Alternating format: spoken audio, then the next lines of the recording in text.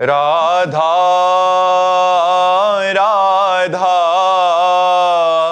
राधा राधा राधा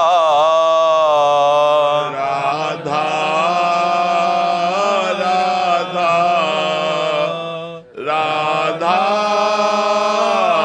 राधा हाय राधा राधा राधा राधा राधा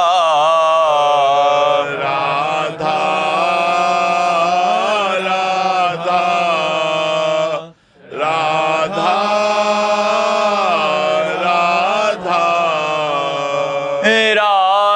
राधा हाय राधा राधा राधा राधा राधा राधा राधा राधा हाय राधा राधा राधा राधा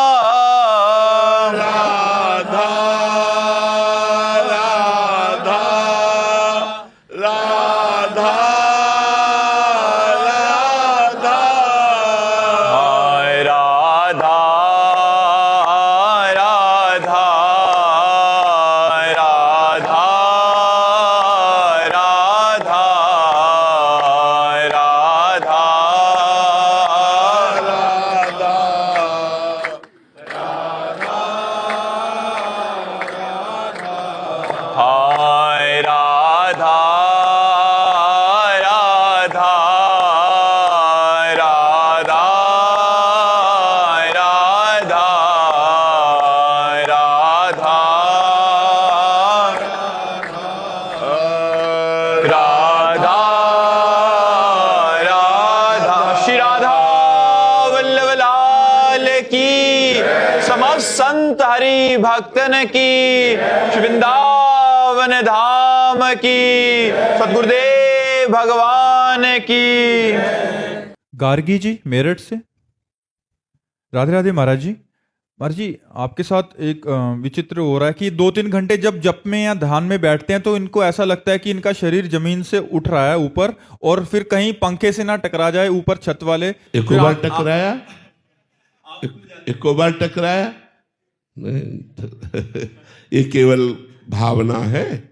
इस भावना को, ये निगेटिव भावना है जो हमारे भजन में विघ्न डालती है।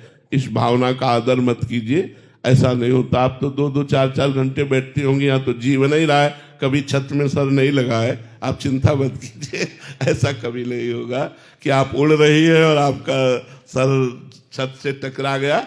ऐसा कभी नहीं होगा। आप तो 2-4 घंटे भजन करती हैं। हम लोगों का तो पूरा जीवन भजन में गया है। ऐसा, ये निगेटिव भाव है। भजन में निगेटिव भाव, नकारात्मक भाव है। कहीं मैं ऐसा ना हो जाऊं, कहीं मैं ऐसा ना हो जाऊं। ऐसा नहीं होता। भजन बुद्धिमान बनाता है, भजन स्वस्थ बनाता है, भजन आनंद प्रदान करता है। ये जो लोग विक्षिप्त है ना, वो भजन को दूसरा रूप धारण देते हैं। कहीं ज्यादा भक्ति बढ़ गई तो गृहस्थी नहीं चला पाऊंगी। आप सोचो, ज्यादा भक्ति बढ़ जाएगी तो चक्रवर्ती सम्राट अम्बरीश जी राजा होकर के राज्य चला रहे हैं, आप गृहस्थी नहीं चला पाएंगी। भक्ति पागल नहीं करती, भक्ति प्रवीण करती। देखो, हनुमान जी को कहा गया ज्ञानिनाम अग्रगण्यम बुद्धिमताम वरिष्ठम।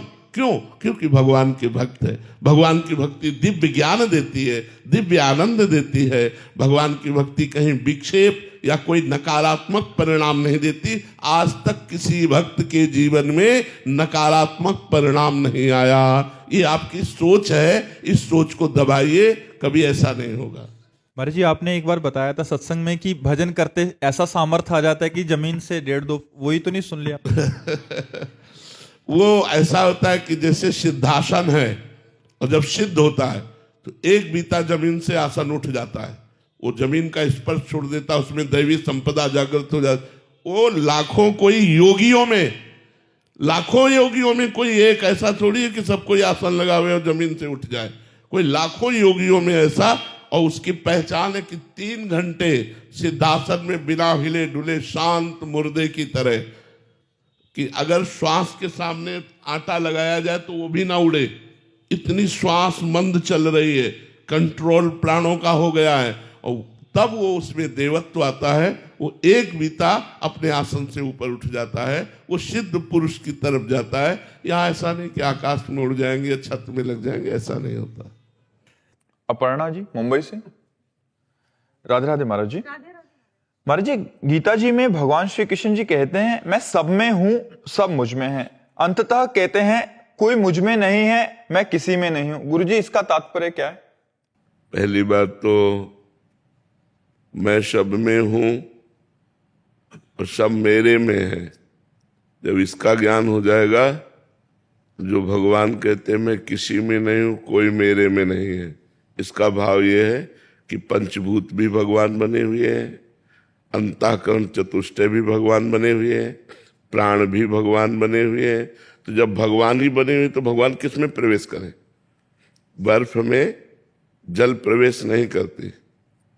कह दे जल कि मैं प्रवेश नहीं करती, ना बर्फ मेरे में प्रवेश करती है। आप समझिएगा, तो बर्फ है क्या? जल ही तो है ना। जल कह दे कि मैं बर्फ में प्रवेश नहीं करता और बर्फ मेरे में प्रवेश नहीं करती, तो इसको गूढ़ बात है। तो वो जल ही तो बर्फ है। तो मैं पंचभूतों में प्रवेश नहीं करता, तो पंचभूत कौन है?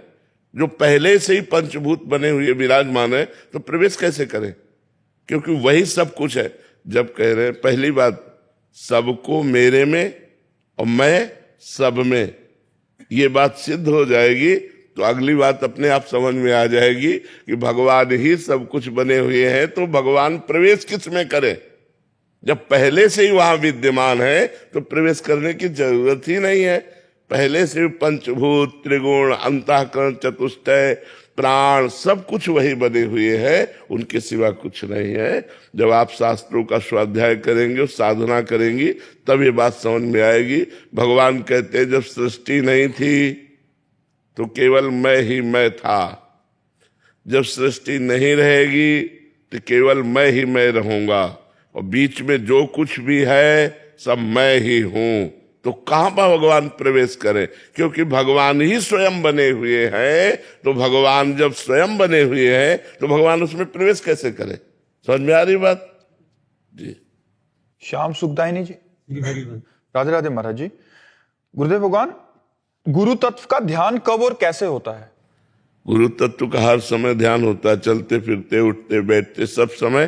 क्योंकि गुरु मंत्र हम जपते हैं ना, तो जब गुरु मंत्र जपते हैं तो ध्यान गुरुदेव का ही होता है। आप गाढ़ भाव से गुरु मंत्र जपिए तो आप देखिए गुरुदेव की स्मृति आप में छा जाएगी। तो उठते बैठते, चलते फिरते, ध्यान मूलम गुरु मूर्ति, पूजा मूलम गुरु पदम, मंत्र मूलम गुरु वाक्यम, मोक्ष मूलम गुरु कृपा। हर समय गुरु में रहना चाहिए। हर समय गुरु में रहने का मतलब राधा नाम, शरणागत मंत्र, निज मंत्र, चतुरासी जी, 42 लीला, ये सब गुरु स्वरूप है। प्रिया प्रीतम और गुरु दो नहीं है, गुरु ही प्रिया प्रीतम है, प्रिया प्रीतम ही गुरु है, दो नहीं है। तो जब हमारी ये भावना होगी तो हम हर समय अपने गुरु में रहते हैं। चाहे इष्ट में कहो या गुरु में कहो, इष्ट ही गुरु है, गुरु ही इष्ट है। ज्ञान ध्यान हाँ, क्यों? गुरु ने जो मंत्र दिया उसी से सारा ज्ञान प्रकट हो जाएगा। और गुरु के चरणों का ध्यान करोगे तो ज्ञान तो प्रकट हो ही जाएगा। अज्ञान का नाश हो जाता है। अज्ञान का नाश हो, अज्ञान तिमिरांधस्य ज्ञानांजन शलाकया चक्षुरुन्मीलितम येन तस्मै श्री गुरुवे नमः। जब हम गुरु के ध्यान में रहेंगे तो अज्ञान का नाश होकर ज्ञान अपने आप प्रकाशित हो जाएगा। ऐसे गुरुदेव भगवान को नमस्कार करता हूँ। रीता गुलाटी जी। राधे राधे महाराज जी। महाराज जी, आप कह रहे हैं कि आप वैष्णो देवी जाते हैं, वहां श्रद्धा रखते हैं और राधा नाम भी जप करते हैं। महाराज जी, हम दोनों ही पकड़ना चाहते हैं, तो मतलब किसी एक को कोई बाधा नहीं। वही वैष्णो देवी है, वही राधा है, वही राधा है, वही वैष्णो देवी है। इसलिए कोई विरोधाभास नहीं। आप राधा राधा जप कर वैष्णो देवी की आराधना कर सकते हैं। हर्षिता कौशल जी, मेरठ। राधे राधे महाराज जी। महाराज जी, यदि मोक्ष नाम जप से ही संभव है तो फिर ये मोह माया किस वजह से बार बार हमें नाम से दूर खींच लेती है? तो यही तो बात है ना, आप नाम को पकड़िए। खेल है, माया के खेल में जाना पड़े। कबड्डी का खेल देखा है? कबड्डी के खेल में जब इस पक्ष का उस पक्ष में जाता है तो पहली शर्त होती सांस टूटने न पावे। कबड्डी कबड्डी कबड्डी कबड्डी कबड्डी। और उधर का पक्ष तुम्हें पकड़ेगा, तुम्हें घसीट के पाला तक लाना है। सांस टूट गई तो आउट, और पाले तक ना आ पाए तो आउट। तो आपको अपने पाला है प्रभु, जो बीच का पाला होता है वो है प्रभु। इधर माया है, इधर भक्ति है। भक्ति को माया में जाना पड़ेगा, माया वाले को भक्ति में भी जाना पड़ेगा। कबड्डी का खेल है। अब हम माया में तो जाएं, पर राधा राधा राधा राधा राधा राधा ये नाम ना छूटे। और ये ध्यान रहे कि हमारा हर कर्म भगवान को समर्पित होना है। हमारे जीवन का लक्ष्य भगवान है। तो आप अपने पाले पे हो और नाम चल रहा है तो फिर माया आपको परास्त नहीं कर पाएगी। नाम छूटते ही कहा हनुमंत विपत्ति प्रभु सोई, जब तो सुमिरन भजन न होई। वही विपत्ति है जब भगवान का सुमिरन और भजन नहीं होता, भगवान की सेवा नहीं होती, भगवान का सुमिरन नहीं होता। तो इसलिए भजन सुमिरन में रहो। बार बार मन भागता है संसार में, उसे संसार से घसीट कर नाम में लगाओ, भगवान में लगाओ। धीरे धीरे अभ्यास करते करते आप देखोगे आपका मन भगवान में लगने लगा, और जहां मन भगवान में लगा हमारा काम बन जाएगा। ज्ञान वैराग्य भक्ति सब हृदय में स्फुरित हो जाएगी। अलग से कोई साधना करने की जरूरत नहीं है। नाम में अपार सामर्थ्य विराजमान है। कुणाल गुप्ता जी, हैदराबाद। राधे राधे महाराज जी। महाराज जी, मैंने सुना है कि जीवन एक कल्प वृक्ष के समान है। हम जैसा संकल्प करेंगे वैसी परिस्थिति जीवन में ला सकते हैं। मेरा प्रश्न है कि हमारे संकल्प में ज्यादा बल है या फिर भगवत समर्पण में? तुम्हारे संकल्प में बल थोड़ी होता है, तपस्या में बल होता है। जब तपस्वी अपनी तपस्या का ध्यान करके संकल्प करता है तब काम करती है, ऐसे थोड़ी काम कर सकती। तब तो तपस्या हो, भजन हो, नियम संयम व्रत उपवास, तो इनके द्वारा वस्तुओं की प्राप्ति का संकल्प करो तो चट से हो जाएगी। ऐसे थोड़ी हो जाएगी संकल्प की प्राप्ति। सब कुछ सारा बल तप में है। जब तपस्या की जाती है, इंद्रियों को विषयों से हटा के जला जाता है, भजन किया जाता है, तो यहाँ की बात क्या, ब्रह्मलोक चाहो ब्रह्मलोक मिल जाएगा, नारायण का वैकुंठ चाहो वैकुंठ मिल जाएगा, निकुंज चाहो निकुंज मिल जाएगा। भजन में बल है, ऐसे संकल्प में बल क्या? संकल्प तो सब लोग करते रहते हैं। संकल्प कौन नहीं करता, लेकिन सब बन जाते हैं क्या? संकल्प उन्हीं का सिद्ध होता है जिनके पास तपस्या रूपी धन होता है, जिनके पास व्रत नियम उपवास संयम भगवान का भजन, उनका संकल्प सिद्ध होता है। बिल्कुल सच्ची बात कह रहे। अगर संकल्प सिद्ध करना है तो नाम जप करो, उपवास करो, एकादशी व्रत रहो। रहते हो व्रत? दोनों व्रत रहो। हर 15 दिन में एक एक एकादशी आती है, एकादशी व्रत रहो। भगवान शंकर को रोज जल चढ़ाओ, सूर्य भगवान को जल अर्पित करो और नाम जप करो, तो तुम्हारे पास तपस्या रूपी धन आवे, तब तो संकल्प पूर्ण हो। ऐसे संकल्प कैसे पूरा हो जाएगा? एक बार सैमसी फतेहपुर जिला में है, तो वृंदावन का उस समय हमने अखंड संकल्प नहीं लिया था, उसके पहले की बात है। तो वहां रह रहे थे, तो जहां से देवालय प्रारंभ होता है उसके पहले ही जूते और साइकिल मोटरसाइकिल वहीं दूर खड़ी कर दी जाती थी। तो एक आदमी मोटरसाइकिल से चढ़े हुए वहां से क्रॉस करने लगा। तो हम बैठे थे, 2-4 गांव के वृद्ध लोग बैठे हुए भगवत चर्चा कर रहे थे। तो हमारी दृष्टि की हम कहा, यहाँ जूता चप्पल, यहाँ मोटरसाइकिल, चलो पीछे वापस करो। उसने नहीं वापस की, वही मोटरसाइकिल खड़ी की और बूट पहने हुए जहां निषेध था वहां सब घूम आया। हमने लोगों से पूछा क्या? बोले बहुत भारी गुंडा है एरिया का, ये 8-10 को काटे हुए है। तो जब आया तुम कहा, मोटरसाइकिल यहाँ स्टार्ट नहीं होगी, चलो बाहर ले जाओ। मतलब आदेश था कि मोटरसाइकिल यहाँ स्टार्ट मत करना। हमारा भाव था आगे जो हमारी सीमा है उसके बाहर जाकर स्टार्ट करो। उसने स्टार्ट की, नहीं स्टार्ट हुई। हमने कहा तो मोटरसाइकिल स्टार्ट यहां नहीं होगी। हमारा आदेशात्मक वचन था, लेकिन मोटरसाइकिल ही स्टार्ट नहीं हुई। अब वो लाख प्रयास कर लिया। हम कहा ले जाओ इसको, घसीट के बाहर ले जाओ। वो घसीट के बाहर ले गया। लोगों ने कहा महाराज आपने गलत किया। कहा क्यों? मतलब कुछ भी कर सकता है, और घोर जंगल 90 बीघा का तो ऐसा जंगल, और वहां केवल एक बूढ़े महात्मा रहते थे, हम रहते थे। सुबह गंगा स्नान करके, अशोक का वन था, अशोक वृक्ष के नीचे ध्यानस्थ बैठे थे, तो जूतों से पत्तों की खुरक होती है, तो ऐसे ऐसे जूतों की आवाज आ रही थी, तो लगा कोई आ रहा है। धीरे धीरे ध्यान को छोड़ा और दृष्टि डाली ऐसे कि इस समय कौन आ रहा है, मतलब निषेधात्मक समय, ध्यानस्थ, हम ध्यान का समय कर रहे हैं, कोई यहाँ परिचय वाला तो आएगा नहीं। तो देखा वही आ रहा था, वही गुंडा आया, अरे बाबा जी हमारी तरफ देखा हूं, बिल्कुल जैसे कोई एकदम मूड में हो। तो हमें भय नहीं लगा, गंगा जल का कमंडल रखा हुआ था, हम कहा हाँ बोलिए।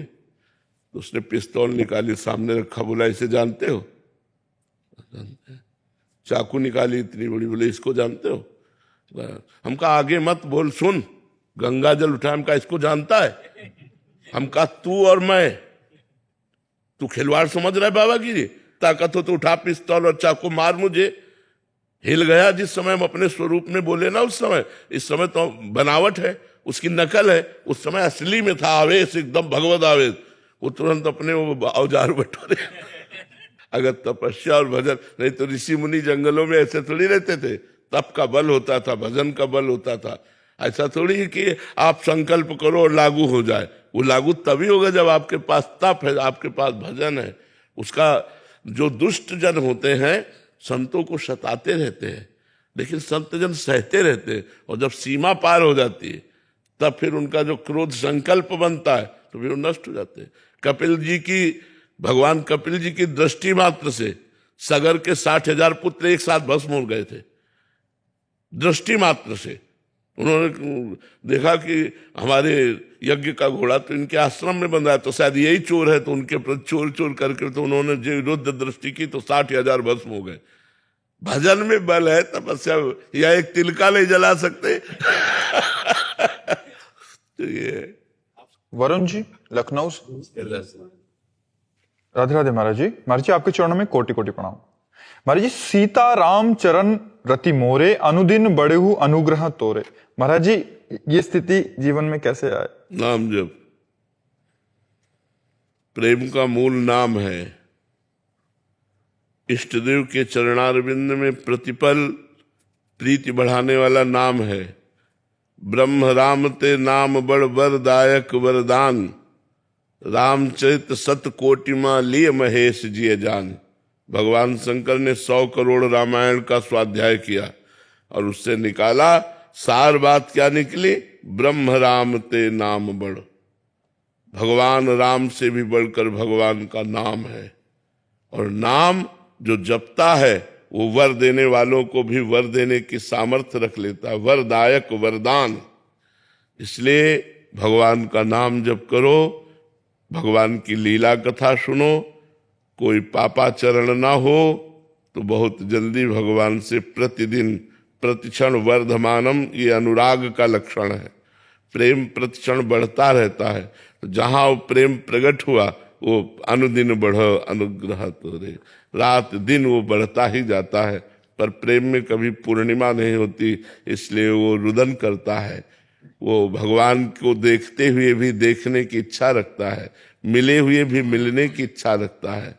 वो निरंतर भगवान में ही डूबा हुआ फिर भी भजन करने की इच्छा रखता है। ऐसा प्रेम का स्वरूप है। परवीन जी। राधे राधे महाराज जी।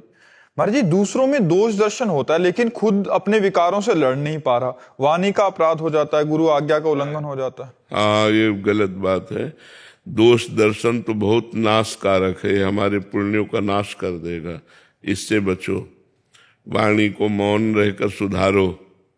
जहां कोई गुस्सा की बात आवे वहां मौन हो जाओ, दूसरे के दोष दर्शन मत करो। जहां दोष दर्शन होने लगे राधा राधा राधा राधा उसे प्रणाम करो, क्योंकि क्रिया को देखकर दोष दर्शन हो रहा है, कारण को नहीं।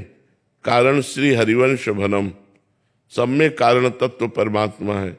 क्रिया देख करके अगर बात करोगे तब तो गिर जाओगे परमार्थ से। क्रियाएं तो किसी की शुभ हो रही, किसी की अशुभ हो रही, तो हम किसी की निंदा करें, किसी की स्तुति करें, इसी में हम राग द्वेष में मिट जाएंगे। इसलिए हमको चाहिए कि किसी में दोष दर्शन नहीं करना। अगर दोष दिखाई दे रहे तो तुरंत कारण पे पहुंचो, कारण तो भगवान है, कारण तो श्री हरिवंश है। इसलिए भगवान को प्रणाम करो, दोष दर्शन मत करो। और वाणी से किसी की निंदा मत करो। निंदा करने का अवसर आवे तो दांत पीस लो, मौन नहीं बोलेंगे। अगर निंदा किया तो पुण्य नष्ट हो जाएंगे। अगर गलत बोले, दुख देने वाली बात बोले तो तुम्हारा भजन होने की प्रक्रिया रुक जाएगी। इसलिए बहुत सावधान रहिए, ये खतरनाक दोष है। पर दोष दर्शन, पर दोष श्रवण, पर दोष कथन, मतलब निंदा करना, निंदा सुनना, दूसरे में गलत देखना, ये बहुत हानिकारक है। इसलिए आप अपने दोषों को नहीं ठीक कर पा रहे। यदि दूसरों के दोष देखना बंद करें तो अपने दोषों पर हम दृष्टि जमाए, तब उन पर जीत पावे। अभी हमारी बहिर्मुख पर दोष दर्शन में तो निज दोष दर्शन ठीक से हो ही नहीं रहा, तो हम उसे रोक नहीं पा रहे। तो ठीक से नाम जप करो और इससे बचो। श्रेया जी रांची से। श्री हरिवंश महाराज जी, पहले मेरी कुछ इच्छाएं थी जिनको पूरा करने के लिए मेरी प्रबल लालसा थी। आपके सत्संग से ज्ञात हुआ कि सारी इच्छाएं व्यर्थ की हैं, तो इससे मेरा ध्यान थोड़ा हट गया। बट कभी कभी वापस से वो सारी चीजें अपनी ओर आकर्षित करते हैं, तो डर सा लगता है कहीं कोई गलती ना हो जाए। नाम जप करो, नाम जप करो, डरने की जरूरत नहीं। नाम जप करो, डट के नाम जप करो। नाम जप वैराग्य भी प्रदान कर देगा भोगों से। सब कुछ सार नाम है। जितना भजन करोगे उतने वैराग्यवान, ज्ञानवान, प्रेम सब कुछ प्राप्त हो जाएगा। खूब नाम जप करो। नाम जप करते हुए यदि हम शास्त्रों का स्वाध्याय न कर पावे तो संतों का सत्संग सुनते रहे तो हमें उत्साह मिलता रहेगा भगवत मार्ग में चलने का। सत्संग से हमें नई ऊर्जा प्राप्त होती है और हम फिर कमर कस के भोगों को परास्त करते हुए भगवान के मार्ग में चलते हैं। तो खूब नाम जप करो और सत्संग सुनते रहो, इसी से ठीक हो जाएगा। गौरव पांडे जी। राधे राधे महाराज जी। गुरुदेव, मजबूरी में या न चाहते हुए भी जब हमको एक ऐसे माहौल में रहना पड़े जहां एक दूसरे की निंदा, अपमान, गाली गलौज, झूठ, छल कपट, स्वार्थ, घूसखोरी जैसी चीजें हों, जहां दैन्यता को कमजोरी और ईमानदारी को मजाक समझा जाए, ऐसी कठिन वातावरण में कैसे रहें महाराज जी?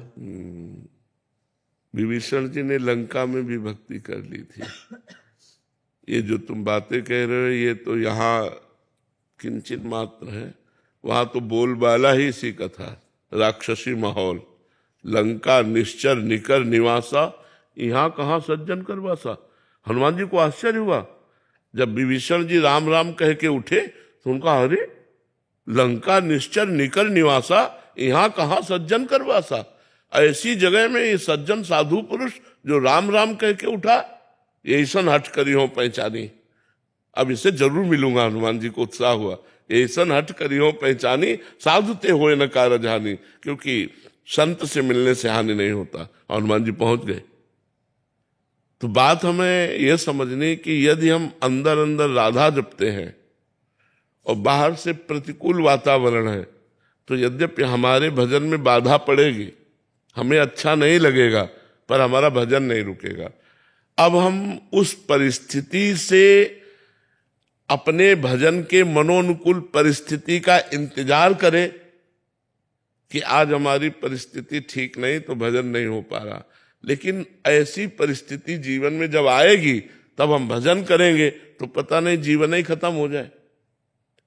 हम परिस्थिति का परिवर्तन ना मांग करके परिस्थिति में भजन करके चले तो बहुत, अगर आप ऐसी परिस्थिति में भजन कर लोगे तो बहुत परिपक्व साधक हो जाओगे। क्योंकि आपने छल कपट, गाली गलौज, निंदा, अपमान, अभक्ष भोजन पाने वालों के बीच में रहकर भक्ति की तो आपकी भक्ति बहुत बलवान हो जाएगी, बहुत पुष्ट हो जाएगी। डरने की जरूरत नहीं, लड़ने की जरूरत है।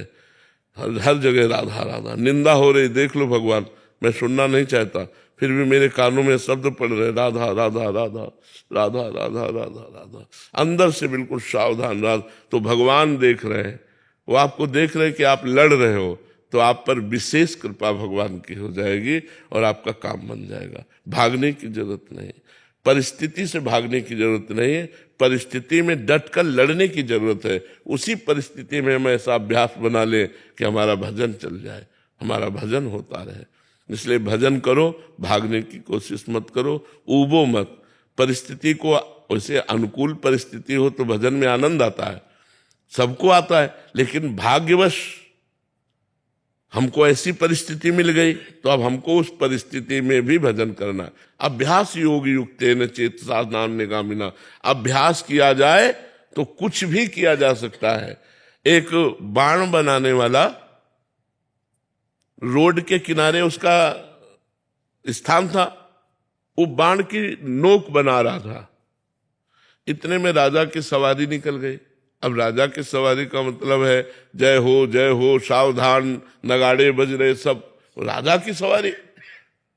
इसके वहां अवधूत दत्तात्रेय जी भी उस बाण बनाने वाले के पास खड़े थे, उसकी एकाग्रता देख रहे थे।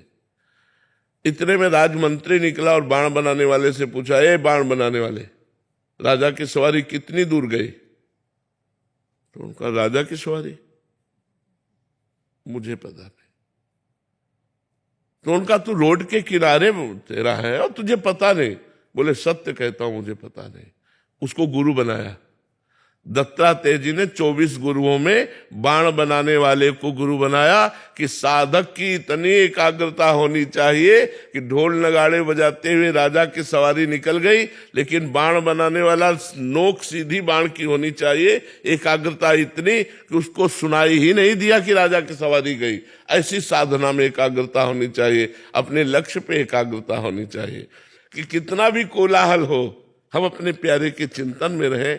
कितनी भी विपरीत, यद्यपि कठिन है, फिर भी यदि हम अभ्यास करें तो असंभव नहीं है, हम वहां भी सफलता प्राप्त कर सकते हैं, पक्का समझिए। महाराज जी जैसे डेली प्रयास करते हैं ऐसे, लेकिन ऐसा रोजाना स्तर पे ऐसा देखा जाता है कि तो रोजाना में तो बहुत बढ़िया बात है। डेली अभ्यास करने से आपका अभ्यास पुष्ट हो रहा है और वो गलत संसर्ग नष्ट हो रहा है। आप धीरे धीरे ऊपर उठ जाओगे, आप हारिएगा नहीं, आप ही जीतेंगे, क्योंकि आप सत अभ्यास कर रहे हैं और वो असत अभ्यास है। असत अभ्यास आपके ऊपर अधिकार नहीं जमा सकता, आप बिल्कुल हारिएगा नहीं। ज्योति जी। राधे राधे महाराज जी। महाराज जी, जीवन में कोई इच्छा अधूरी हो और उस व्यक्ति की मृत्यु हो जाए तो उस व्यक्ति को दोबारा जन्म लेना पड़ेगा? हाँ बिल्कुल लेना पड़ेगा, बिल्कुल लेना पड़ेगा। महाराज जी, अगर वो इच्छा अभी नहीं हो, जैसे पहले इच्छा थी अब वो इच्छा नहीं रहेगी, हाँ तो इच्छा नष्ट हो गई तो फिर कोई बात नहीं। इच्छा नष्ट हो गई तो कोई बात नहीं, लेकिन अगर इच्छा बनी रही, वो अंदर उसका तार बना रहा, तो फिर हमको जन्म लेना पड़ेगा। इच्छा से ही तो जन्म हो रहा है, इच्छा रहित हो गए तो फिर क्या है? भगवान का स्मरण करते हुए समस्त इच्छाएं शांत हो गई तो जीवन मुक्त महापुरुष हो गया, वो माया मुक्त हो गया। इच्छा ही तो बंधन का कारण है। शिवानी जी, महाराष्ट्र। श्री हरिवंश महाराज जी। महाराज जी, मन में कभी कभी विचार आता है कि क्या मैं सिर्फ स्वार्थ के लिए नाम जप कर रही हूं ताकि मोक्ष या मुक्ति मिल जाए, दुख कीजिए दूर हो जाए? कीजिए, ये विचार गलत है। हम स्वार्थ के लिए ही करें तो अमृत अगर स्वार्थ के लिए पिएंगे तो अमर हो जाएंगे ना। नामा अमृत है, हम स्वार्थ के लिए ही नाम का जप करें, स्वार्थ से ही जप करें, हमारा मंगल हो, हम सुखी हो जाए, इसी भाव से करो तो वो अमृत है, तुम्हारा मंगल कर देगा। भाव को भाव अनख आलसहु, नाम जपत मंगल दिसिद सहु। किसी भी भावना से यदि हम भगवान का नाम जप करें तो भगवान का नाम हमारा परम मंगल कर देता है। सबकी भक्ति स्वार्थ से शुरू होती है और पूर्णता निस्वार्थ में आती है। सबकी स्वार्थ से शुरू होती है कि हमारे काम क्रोध नष्ट हो जाए, हमारी भावनाएं शुद्ध हो जाएं, हम माया पर विजय प्राप्त करें। ये कामना तो हमारे अंदर भी थी ना, उसी कामना के बल से तो हम परमार्थ पे चल पाए। कामना के बल पे ही चला जाता है अपनी इच्छाओं की पूर्ति। हमारी इच्छा हमें भगवान मिले, अगर ये इच्छा ना हो तो हम चले क्यों? तो इच्छा से ही चला जाता है और बाद में जाके पूर्ण हो जाती है। जब इच्छा, तब कोई भी इच्छा नहीं रहती। एकमात्र भगवान की प्राप्ति के बाद फिर कोई इच्छा नहीं रहती। सिर्फ राधा राधा राधा बोल रहे हैं और ऐसे कनेक्शन नहीं फील हो रहा कि हम भगवान का नाम बोल रहे हैं, उस बोल रहे हैं तो भी हमें एक दिन ऐसा होगा होगा होगा होगा होगा, बिल्कुल होगा। हाँ, अगर केवल जबान से चल रहा है यद जिह्वाग्रे वर्तते नाम तुभ्यम तो कल्याण हो जाएगा। केवल जबान से चलने मात्र से कल्याण हो जाएगा। हमारी बात पर विश्वास करो। यद जिह्वाग्रे वर्तते नाम तुभ्यम, जिह्वा के अग्रभाग पर यदि आपका नाम है तो अगर चांडाल भी है तो श्रेष्ठ। अहोबत सुपचितो गरीयान यद जिह्वाग्रे वर्तते नाम तुभ्यम। वो चांडाल भी सर्वश्रेष्ठ और पूजनीय हो जाता है जिसकी जिह्वा के अग्रभाग पर भगवान का नाम होता है। तो आप राधा राधा जबान से भी जपोगे, मन संसार में घूम रहा है, फर्क नहीं पड़ेगा। राधा नाम जबरदस्ती एक दिन मन को गुलाम बना देगा और भगवान की प्राप्ति करा देगा। नेहा जी, राधे राधे महाराज जी। महाराज जी, हमारे लिए दिनचर्या बड़ी है या संत सेवा? दिनचर्या किसे कहते हैं? संत सेवा, भगवंत सेवा, इसी को तो दिनचर्या कहते हैं। अगर हम दिनचर्या में रत हैं और कोई संत पधारते हैं तो हमें अपनी दिनचर्या को रोककर उन संत की सेवा करनी चाहिए। ये नियम है, पर सावधानी ये रखनी है कि संत संग से कहीं हमारे दूषित विचार ना हो जाए, हमें दोष दर्शन ना हो, इसलिए हमें दूरी बनाकर संत सेवा करनी चाहिए। उनकी साधना ठीक चले और हमारी दिनचर्या ठीक चले। जैसे स्त्री शरीर है तो एकांत में किसी भी संत को अपने घर नहीं बुलाना चाहिए।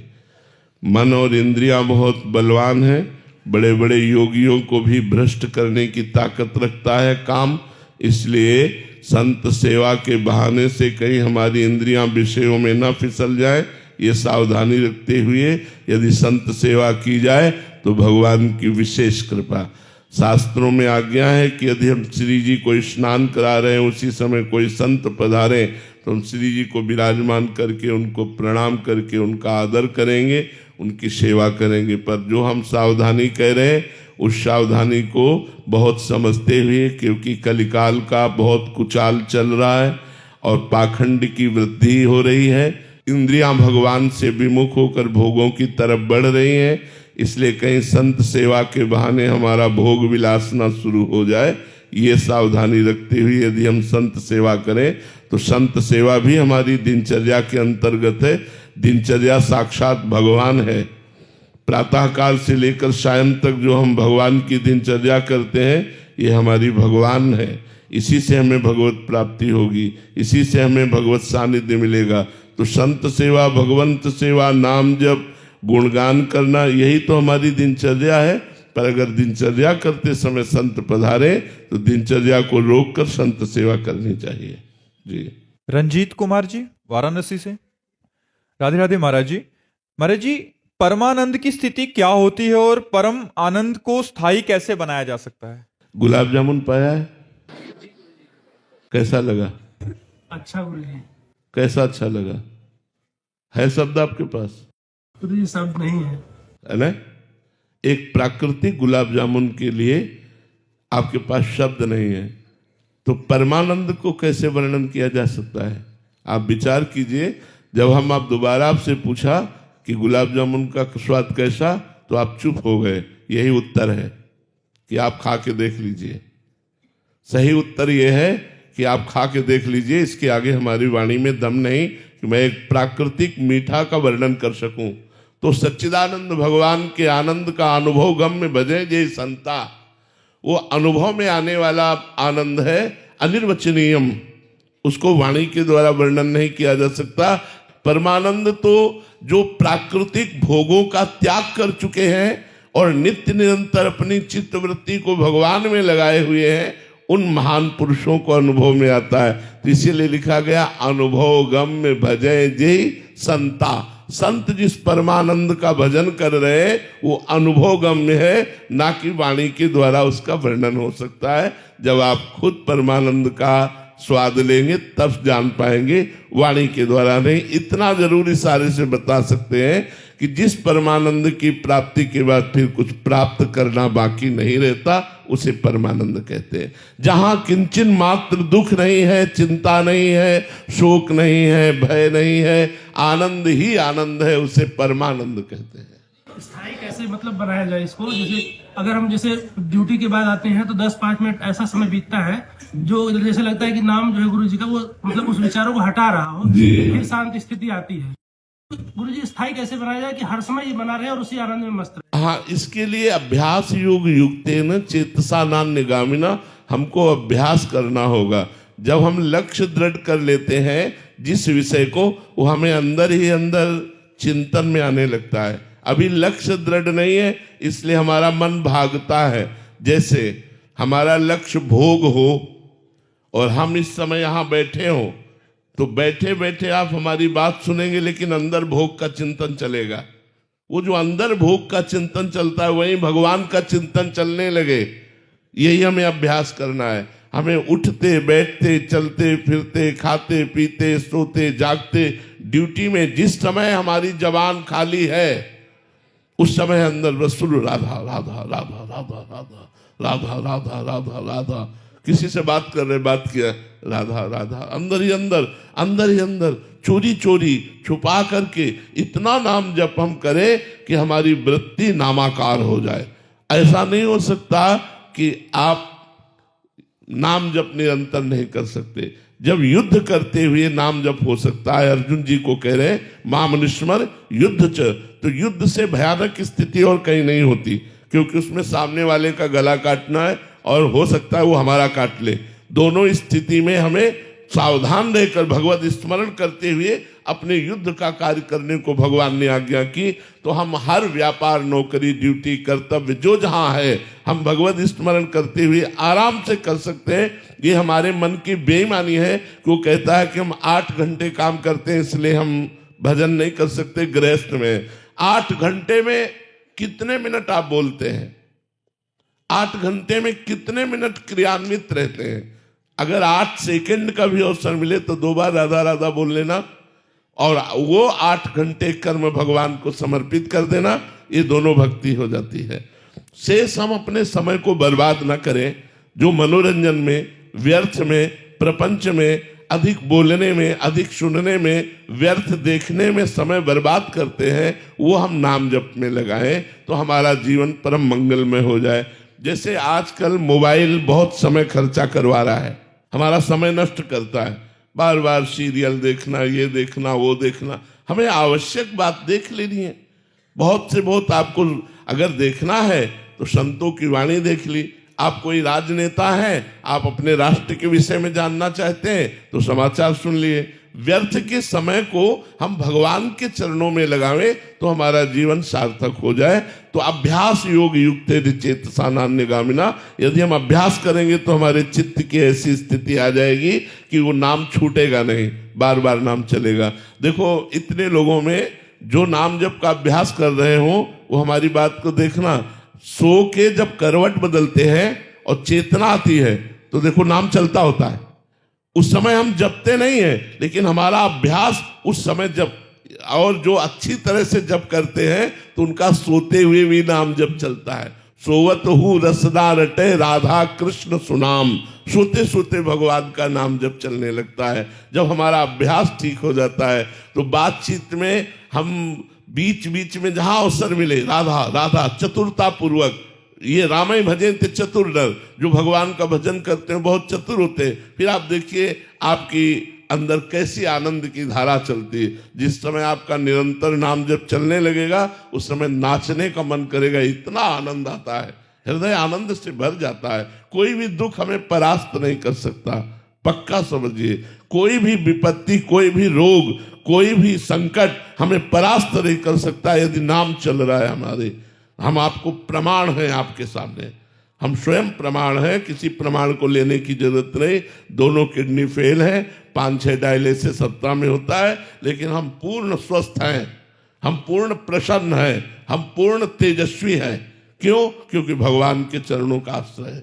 भगवान हमारे अंदर ऐसा जोश है कि हम आपको कैसे बताएं। बोलने बैठे हैं ना, एकदम बिल्कुल जोश ही जोश एकदम हमारे अंदर, वो परमात्मा दे रहा है, किडनी नहीं दे रही।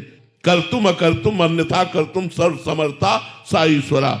शरीर के अंग व्यर्थ है, लेकिन व्यर्थ होने पर भी वो काम कर रहे हैं, भगवान के बल से काम कर रहे हैं। हमारा जीवन भगवान के बल से चल रहा है। इसलिए हम सबसे प्रार्थना करते हैं, कुछ ना कुछ पाप कर्म सबसे बन जाते हैं, और वो जब दंड देना शुरू करते हैं तो वो विपत्ति, संकट, शोक, नाना प्रकार के दुख ये सामने पेश करते हैं। उस समय हम उनसे बचने के लिए यदि भगवान नाम जप करें तो हमें बहुत बड़ा बल मिलेगा और हम लड़ करके इन दुख विपत्ति आदि को पार कर पाएंगे। सही माने में विपत्ति तो वही है जब भगवान का सुमिरन नहीं होता, कहा हनुमंत विपत्ति प्रभु सोई, जब तो सुमिरन भजन न होई। जब भगवान का सुमिरन भजन नहीं होता वही विपत्ति है, और अगर भगवान का सुमिरन हो रहा तो विपत्ति भी विपत्ति नहीं है, वो सुख है। अंशुल जी मेरठ से। राधे राधे महाराज जी। महाराज जी, क्या इंसान अपने जीवन का उद्देश्य खुद चुन सकता है या वो पहले से ही तय है अपना नहीं, उद्देश्य? खुद चुन सकता है। पहले से तय दो बातें हैं, दुख और सुख। शुभ और अशुभ कर्म के परिणाम रूप प्रारब्ध जो भाग्य बनता है, भाग्य दो चीज देता है, जय और पराजय, सफलता और असफलता, सुख और दुख। उद्देश्य नहीं देता।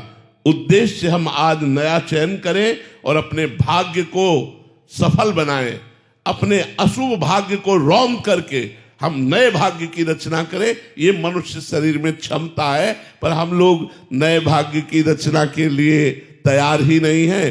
भोगों में रत हो जाते हैं। संसार के ऐश्वर्य, संसार के भोग, संसार की चकाचौंध ऐसा मेरे चित्त को चुरा लेती है, लगता है यही सत्य है, और पूरा जीवन इसी के बटोरने में लग जाता है, और जब मरते हैं तो साथ में कुछ ले जाता है। बड़ा धोखा है, बड़ा धोखा है। इसलिए उद्देश्य हम स्वयं चयन करते हैं, भाग्य नहीं। भाग्य केवल दो चीजें देता है, शुभ और अशुभ का परिणाम, सुख और दुख, हानि और लाभ, सफलता और असफलता। अलका जी मुंबई से। राधे राधे महाराज जी। महाराज जी, मैं पिछले 1 वर्ष से आपके एकांतिक वार्तालाप सुन रही हूँ। आपकी हर बात मन को शांति पहुंचाती है। महाराज जी, आपके बताए हुए मार्ग पर चलने की छोटी सी कोशिश भी करती हूँ और राधा राधा नाम भी जप करती हूँ। महाराज जी, कभी कभी मेरे मन में एक शंका उठ जाती है कि कहीं मैं ये सब दिखावा तो नहीं कर रही, कहीं मेरी भक्ति किसी को देखकर उत्पन्न तो नहीं हो रही। तब मन बहुत घबरा जाता है, मैं भीतर से सच्ची भक्ति का भाव क्यों स्थिर नहीं कर पा रही। अगर हम दिखावे में भी भक्ति कर रहे हैं तो हमारा जीवन धन्य हो जाएगा। जो कोई भक्ति करे कपट से उसको भी अपनाऊं, शाम दाम और दंड भेद से सीधे रास्ते लाऊं, नकली से बनाऊं असली, भगत मेरे मुकुटमणि। मैं भक्तन को दास, भगत मेरे मुकुटमणि। यदि हम कपट भरी भक्ति करें, यदि हम दिखावे की भक्ति करें, तो एक दिन ऐसा झटका लगेगा, साम दाम और दंड भेद से सीधे रास्ते लाऊं। भगवान एक ऐसा झटका मारेंगे कि आपको उदास कर देंगे और लगेगा मैं सच्चे से भगवान से क्यों नहीं प्यार करती, मैं झूठा क्यों नाटक करती हूँ। उसी दिन से सब दम्भ नाटक खत्म हो जाएगा और भगवान से प्रेम प्रकट हो जाएगा।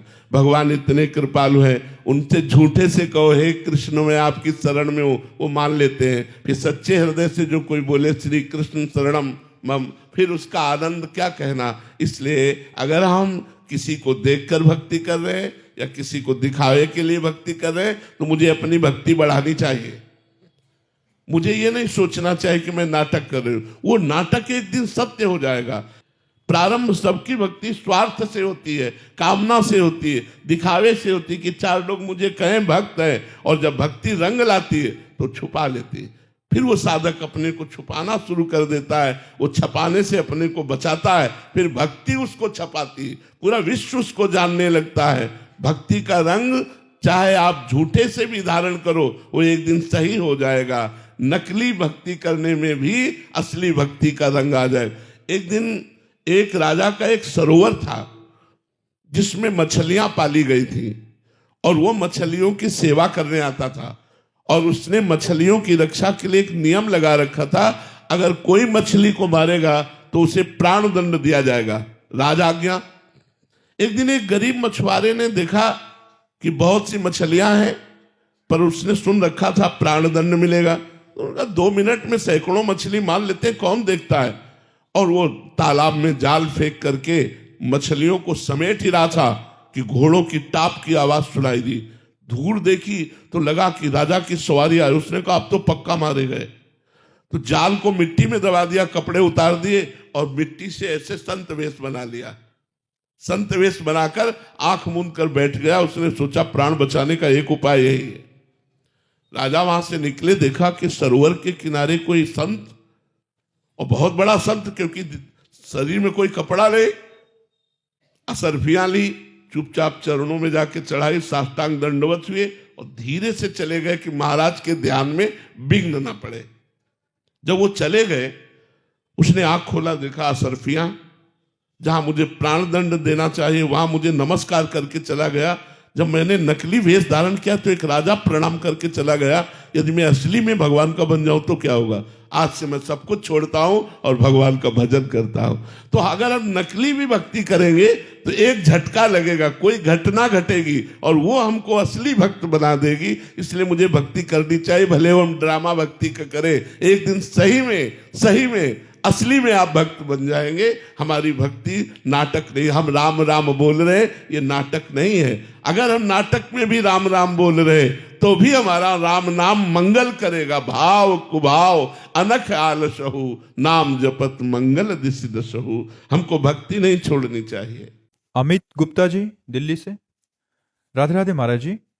महाराज जी, जिंदगी में सब कुछ हासिल है लेकिन मेरा ठहराव नहीं हो पा रहा। मैं चंचल हूं, कभी इधर भागता हूं, कभी उधर, कभी इनकी पूजा करता हूं, कभी उनकी पूजा करता हूं। एक दिन एकांतिक में उसने कहा, विश्व का हर सुख हमारे पास है, विश्व का हर सुख हमारे पास है, लेकिन मेरा मन शांत नहीं है। क्यों? उसने प्रश्न किया था, जैसे आपने प्रश्न किया ऐसे उसने कहा। तुमने कहा तुम्हारे पास भगवान नहीं, तुम्हारे जीवन में भगवान का अस्तित्व नहीं है, तुमने भगवान की शरणागति नहीं ली, भगवान का आश्रय नहीं लिया, इसलिए मन बिना भगवान के नहीं टिक सकता। मन भगवान का अंश है, इंद्रियाणाम मनश्चास्मि, और ये भोगों में कभी तृप्त नहीं हो सकता, ये भगवान में तृप्त होगा। देखो, हमको लगता है कि अगर अमुक भोग हमें मिल जाए तो मैं तृप्त हो जाऊंगा, लेकिन उसको कोई भोग रहा है और वो दूसरे को चाह रहा है और वो तीसरे को चाह रहा है। यार है क्या समस्या? इस बात को समझना चाहिए कि भोगों से कभी किसी को तृप्ति नहीं हो सकती। एक बार चक्रवर्ती सम्राट महाराज भर्तरी जी ने अपने मन को पढ़ा कि चाह क्या रहा है, तो मन में निकला एक सुंदर स्त्री का संयोग। चक्रवर्ती सम्राट थे, उन्होंने ऐलान कर दिया कि चक्रवर्ती सम्राट महाराज भर्तरी ब्याह करना चाहते हैं, लेकिन अपनी पसंद का, सुंदरियां एकत्रित हों और हम उसे चुनेंगे। तो चुना एक बहुत ही सर्वांग सुंदर, उनके मन को अच्छी लगने वाली, जिसका नाम पिंगला था, उसको चयन किया। अब वो बहुत ही महान पुरुष थे, इसलिए कोई साधारण भोगी पुरुष तो थे नहीं। तो उन्होंने कहा मैं राजकर्म से इस्तीफा देता हूं और विक्रमादित्य मेरा छोटा भाई राजकर्म को देखेगा, मैं केवल भोग भोगूंगा, क्योंकि मेरा मन कह रहा है कि इसमें सुख है तो मैं खोज करूंगा। एक अलग महल हो तो चक्रवर्ती सम्राट थे, सारी व्यवस्था हो गई, राज कानून को विक्रमादित्य ने अपने हाथों में संभाल लिया। बहुत बड़े वो भी बलशाली और बुद्धिशाली थे विक्रमादित्य जी। भर्तरी जी तो अनन्य थे केवल पिंगला के, लेकिन पिंगला को अच्छा नहीं लगता, वो सुंदरी थी, उसका मन था और कुछ। तो एक दिन वो महल की खिड़की से झांक रही थी, तो एक सर्वांग पुष्ट अश्वपाल जो घोड़ों की रक्षा करवाता था, वो सबका प्रधान था, उसको देखा, उसको जमा।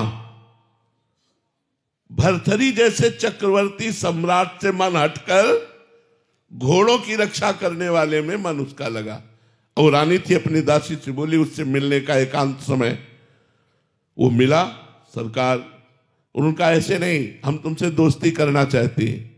अरे सरकार, हम तो आपकी जूती हैं, दोस्ती क्या, हम तो आपके घोड़ों की सेवा करने वाले हैं। धीरे धीरे धीरे गलत संबंध पिंगला का अश्वपाल से हो गया। एक भर्तरी जी के राज्य में ब्राह्मण तपस्या कर रहा था धन प्राप्ति के लिए। देवराज इंद्र के मंत्रों से देवराज इंद्र को रिझाना चाहता था।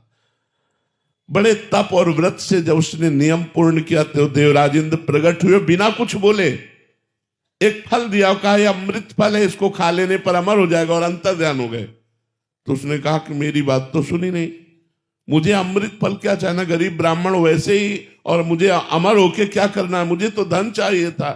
देवराज इंद्र ने अमर फल दिया, आप क्या करें। उन्होंने विचार किया कि महाराज भर्तरी को ये अमर फल दे दे और हम उनसे मनमाना धन ले सकते हैं। ऐसा ही किया। महाराज की जय हो। राजा के चक्रवर्ती सम्राट भर्तरी के महल में दो के लिए छूट थी, एक निजी सेवक और एक ब्रह्म ऋषि। अगर ब्रह्म ऋषि आना चाहते हैं तो उनके लिए कोई रोक नहीं थी। वो गए, महाराज की जय हो, खड़े होकर प्रणाम किया और कहा, कहो ब्राह्मण देवता। बोले, मैंने तपस्या की और अमल फल प्राप्त किया, ये आप ले लीजिए। उन्होंने आदेश कर दिया, खजाने से जितना धन चाहे उनको दे दो। अमर फल लिया। विचार किया भर्तरी जी ने कि मैं तो प्यार पिंगला से करता हूं, अमर फल पाकर क्या करूंगा। यदि पिंगला अमर हो जाए तो जब तक मैं जीवित रहूंगा मेरे सामने रहेगी। पिंगला को बुलाया और कहा, मेरे राष्ट्र के ब्रह्म ऋषि ने तपस्या के द्वारा ये अमर फल प्राप्त किया, इसे आप स्वीकार कर लीजिए और खा लीजिए। उनका अमर फल तो स्नान आदि करके पवित्र अवस्था में पाया जाता, मैं पालूंगी, आप निश्चिंत रहिए। उसने विचार किया कि मैं अमर फल खाकर के क्या करूंगी, अगर मेरा दोस्त अश्वपाल अमर हो जाए तो मुझे। उसने अश्वपाल को अमर फल दे दिया। अश्वपाल का राजा के दरबार में नृत्यांगना जो नवयुवती वैश्या थी उससे भी संपर्क था। उसने सोचा अगर वो वैश्या अमर हो जाए तो मेरा जीवन सफल हो जाए। उसने अपनी प्रेमिका वैश्या को दे दिया। वैश्या ने विचार किया, मैं नाचने वाली इस अमर फल को खाकर क्या करूंगी, अगर महाराज भर्तरी अमर हो जाए तो वो फल फिर भर्तरी जी के पास पहुंच गया। वैश्या ने जाकर, जय हो सरकार, वो निजी सेवकों में थी, ये अमर फल लीजिए। भर्तरी जी ने सुना, अमर फल, वैश्या राष्ट्र का ब्रह्म ऋषि बोल रहा है, वो तो समझ में आया। वैश्या से कहा, सत्य बोलना, मैं मृत्यु दंड दूंगा। यह अमर फल तुझे कहां से प्राप्त हुआ? बोले, महाराज अश्वपाल से। चलो एकांत हो, जब मैं बुलाऊं तब आना। भर्तरी जी ने कहा, मैं कल दरबार में पेश हो रहा हूं। दरबार में पेश हुए, अश्वपाल को बुलाया, अगर सत्य बोलेगा तो तुझे माफ कर दूंगा, बोल तुझे यह अमर फल कहां से मिला? तो उनका महारानी पिंगला ने दिया। पिंगला से कहा कि मुझ चक्रवर्ती सम्राट से तुझे तृप्ति नहीं, अय अश्वपाल, तुझे पिंगला से तृप्ति नहीं, तू वैश्या से। धिक्कार है इस काम को और इस मन को। और अपना सम्राट पद वहीं इस्तीफा दिया और घोर वैरागी बनकर के भजन किया और भर्तरी शतक की रचना की, जो बड़े बड़े वैरागी जन पढ़ करके वैराग्य धारण करते। तो ये मन हमारा सोना चांदी रुपया पैसा घर मकान स्त्री पुरुष इनसे तृप्त होने वाला नहीं। जब तक भगवान नहीं मिलेंगे तब तक हमें शांति नहीं मिलेगी, तब तक हमारा मन तृप्त नहीं होगा, तब तक हमारी इच्छाएं हमको रौंदती रहेंगी। कभी ये इच्छा, कभी ये इच्छा, कभी ये इच्छा। आप जब अपने से बड़े को देखेंगे तो आपके हृदय में जलन हो जाएगी, लगेगा मुझे ऐसा होना चाहिए। जब आप वैसा हो जाएंगे तो आपको और बड़ा दिखाई देगा, माया आपके सामने पेश करती जाएगी। तृप्ति कभी नहीं होगी, तृप्ति होगी भगवान की प्राप्ति से। तब लगी कुशल न जीव कहूं, सपने हूं मन विश्राम, जब लगी भजत न राम कहूं, शोक धाम तज काम। जब तक भगवान का भजन नहीं होगा तब तक तृप्ति नहीं हो सकती। आशीष मौर्य जी। श्री हरिवंश महाराज जी। महाराज जी, ना खान पान ते भावे है, ना कोमल वसन सुहावे है, सब विषय लगे ते खारा है, हरि आशिक का मग्न आ रहा है। महाराज जी, साधक की ऐसी स्थिति कैसे और कब और किस किसी से प्यार किया है? सच्चा सच्चा प्यार किए होते तो प्रश्न ही ना आता। उसके देखे बिना चैन नहीं पड़ता, उसकी बात सुने बिना चैन नहीं पड़ता। वही गली अच्छी लगती है जिसमें हमारा प्यारा होता है। अगर प्यारे का मिलन न हो तो भोजन अच्छा नहीं लगता, नींद अच्छी नहीं लगती, रात में लेटो तो वही ध्यान में आ रहा है, उसके सिवा कोई है नहीं, कुछ अच्छा नहीं लगता। अपना श्रृंगार भी अच्छा नहीं लगता, दोस्त भी अच्छे नहीं लगते, कुछ अच्छा नहीं लगता। बस एक बार उस गली से कोई गुजर जाए और वो मुझे बताए कि मैंने उसे देखा है, मैंने उसे देखा है। कोई आके बता दे कि वो मेरे विषय में बात कर रहा था, वो मेरी चर्चा, वो मुझे जानता है, मैं इतना प्यार करता हूं, वो मुझे भी जानता है।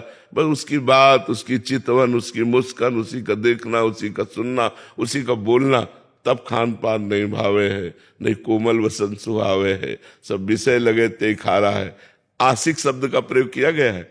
हरि आशिक, आशिक जो होता है ना, हाँ, आशिकी एक बड़ी गजब की चीज होती है, संपूर्ण संसार से राग छुटवा कर एक में प्रकट कर देती है। एक धनुर्दास जी थे, उनको अपनी पत्नी में बहुत प्यार हो गया था। इतनी सुंदर वो थी और इतना उनको प्यार हो गया था कि वो देखते ही रहते थे। तो जैसे बाजार से सामान लाना है तो वो ऐसे नहीं जाते थे, पत्नी को साथ लेके जाते थे। पत्नी सीधे चल रही और आप उल्टे चल रहे, छाता लगा के कि धूप न लग जाए, और ऐसे मतलब अपार प्यार पत्नी से। लोग हंसी उड़ाते, लेकिन उनको इसकी किसी की परवाह नहीं थी। रंगनाथ जी के आचार्य को उनके शिष्यों ने बताया कि आज हमने बाजार में एक आदमी ऐसा देखा जो अपनी पत्नी पर इतना आसक्त है कि वो ऐसे बैग चल रहा है, वो बैग चल रहा है, पत्नी सामने से आ रही, वो छाता लगा ऐसे। तो उन्होंने कहा ये तो बहुत आशिक आदमी है, इसकी जरूरत तो हमको है, गए हमको मिलाओ। गए तो बाजार में वो सामान खरीद रहे थे, वो एकटक अपनी पत्नी को देख रहे थे। प्यार प्यार होता है, किसी की परवाह नहीं करता प्यार। वो नजदीक गए और उन्होंने कहा तुम इतना अपनी पत्नी में आसक्त क्यों हो? तो कहा बहुत सुंदर है। बोले इससे सुंदर अगर हम आपको दिखा दें? तो बोले हो ही नहीं सकता। तो ऐसे जे ही कपोल पे ऐसे स्पर्श किया, चपत लगाई, तो सामने ठाकुर रंगनाथ जी। छूट गया छाता, छाता छूट गया, पत्नी भूल गए। भगवान की मंद मुस्कान। बहुत बड़े महात्मा हुए, उनका नाम हुआ धनुर्दास जी महाराज, बहुत बड़े महात्मा हुए। तो आशिकी जब प्रबल हो जाती है तब जीना मुश्किल हो जाता है। अपने प्यारे के बिना जीना मुश्किल हो जाता है। अपना प्यारा नजदीक होता है तो डर लगता है कहीं छूट ना जाए, एक भय लगा रहता है कि कहीं हमारा बिछोह ना हो जाए, कहीं कुछ हो ना जाए। मतलब वो हर समय अपने प्यारे के विषय में, तब उसे खान पान अच्छा नहीं। खान पान अच्छा जब लगेगा जब प्यारा साथ होगा। प्यारे के बिना खान पान नहीं भावे है, नहीं कोमल वसन सुहावे है, सब विषय लगे ते खारा है, हरि आशिक का मग। प्यार बहुत बड़ी चीज है। देखो एक आप चपत लगा दिए तो अरे वो तो भाव दशा होती महापुरुषों में। कभी ऐसी भाव दशा उनकी होती है कि वो ऐसे कर दिए, जीव का कल्याण कर दिए। थप्पड़ मारने से भगवत साक्षात्कार नहीं हो जाता। उन्होंने कृपा करके, आचार्य थे ना, तो आचार्यों में इतनी सामर्थ्य होती है कि वो कृपा करके जिसको चाहे, पापी से पापी को भी भगवान का दर्शन तुरंत करवा दे। हमारे यहाँ नरवाहन जी हुए हैं, बहुत बड़े डाकू थे। पूरे ब्रजमंडल में थर थर कांपता था ब्रजमंडल, और यहाँ जो आता था उसको कर देना होता था राजा नरवाहन को। तो हरिवंश महाप्रभु राधा वल्लभ जी को लेकर जब वृंदावन आए तो मदन टेर पर विराजमान हुए, और ये सूचना उनके सेवकों ने, नरवाहन के सेवकों ने दी, और उन्होंने बताया कि ऐसे महापुरुष हैं कि हमारी हिम्मत ही नहीं कि मैं कर मांग लूं उनसे।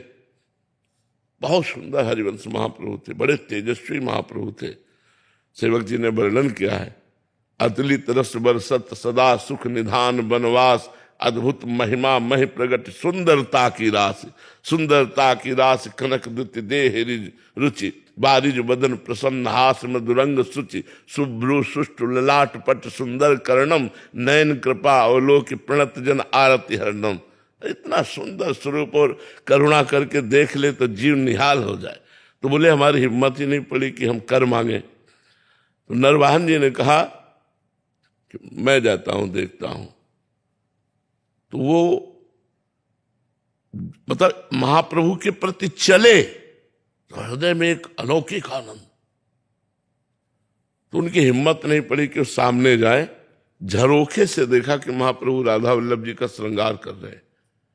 कभी किसी को प्रणाम नहीं किया था, बस प्रणाम किया और मन से हरिवंश महाप्रभु को गुरु माना और राधा वल्लभ जी को इष्ट माना, और जपने लगे राधा वल्लभ श्री हरिवंश राधा। ये महापुरुषों का चमत्कार, राधा वल्लभ श्री हरिवंश, राधा वल्लभ श्री हरिवंश। इधर एक यमुना जी से ही व्यापार चलता रहता था पहले, बड़ी बड़ी नावों में, जल जहाजों से। तो यमुना जी से एक व्यापारी जा रहा था, जैनी, करोड़ों असरफियों का व्यापारी था वो, स्वर्ण आदि का सब। तो नरवाहन के हजारों सैनिकों ने आक्रमण करके उसके सैनिकों को मार डाला, उसको बंदी बना लिया, उस व्यापारी को।